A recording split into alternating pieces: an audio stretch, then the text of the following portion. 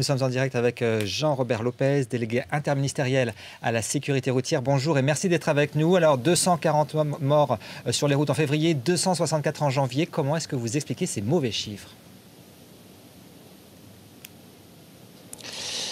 D'abord, effectivement, ce sont des mauvais chiffres. L'explication, elle est pour l'instant globale. On n'est pas en situation aujourd'hui de dire par catégorie d'usagers qu'est-ce qui se passe exactement. Je rappellerai quand même que ces chiffres de janvier et février succèdent à un mois de décembre qui avait été plutôt positif en termes d'accidentalité. Je crois qu'il est pour l'instant un peu tôt pour en tirer des conclusions. Néanmoins, ces chiffres montrent tout l'intérêt d'avoir engagé dès la fin du mois de janvier un plan qui avait été présenté par le ministre de l'Intérieur. Est-ce que vous constatez un relâchement du comportement des automobilistes? Est-ce qu'ils n'ont plus peur des gendarmes ni des juges? Et est-ce qu'on n'est pas assez sévère? Comment on peut relâcher son comportement quand la plupart des auteurs d'homicides s'en sortent avec du sursis? Je crois que la question ne se pose pas de cette façon-là. Je pense que la question est est-ce qu'aujourd'hui, un certain nombre de comportements peuvent être rectifiés, voire sanctionnés. C'est le cas d'un certain nombre de mesures qui ont été prises dans le cadre du plan présenté par le ministre de l'Intérieur, notamment en matière de téléphone portable, en matière d'alcoolémie.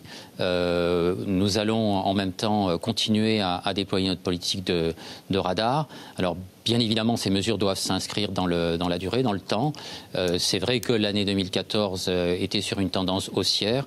On est vraisemblablement dans la continuité de cette tendance haussière, mais les mois qui sont devant nous sont des mois sur lesquels les mesures du plan qui a été présenté en janvier devraient produire leurs effets. Alors les associations trouvent que votre plan ne va pas du tout assez loin. Pourquoi ne pas généraliser par exemple une vitesse limitée à 80 au lieu de 90 km/h sur les routes secondaires? C'est là où la moitié des accidents mortels se produisent.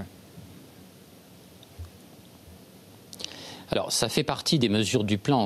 Le ministre a souhaité qu'il y ait d'abord une observation de la vitesse sur un certain nombre de réseaux. Nous sommes en train de définir les tronçons qui seront susceptibles d'être concernés. Donc, ça va tout à fait dans le sens de ce que préconisent un certain nombre d'associations. Des associations aussi qui demandent d'adapter la vitesse à la dangerosité des routes, à la place de limitations générales qui ne sont pas très efficaces, disent-elles. Il y a aussi notre politique de radar qui vise justement à s'appliquer à ce type de routes qui ne sont pas forcément toujours pour lesquelles on ne peut pas travailler sur les infrastructures. Donc il y a aussi notre politique de radar.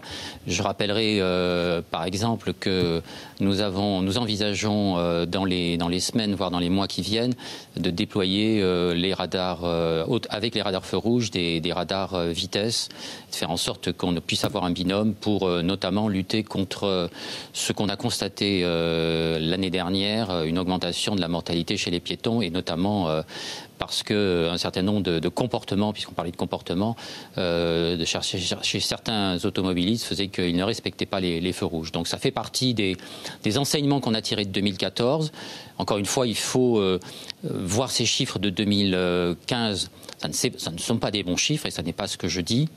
Je dis simplement qu'il faut se mettre en situation de développer la politique qui a été préconisée et je pense qu'il faudra que sur le mois de mars et à l'issue du premier semestre, commencer à tirer les enseignements pour savoir si le plan est allé ou pas assez loin comme certains semblent le dire. Jean-Robert Lopez, merci beaucoup d'être intervenu en direct sur BFM TV.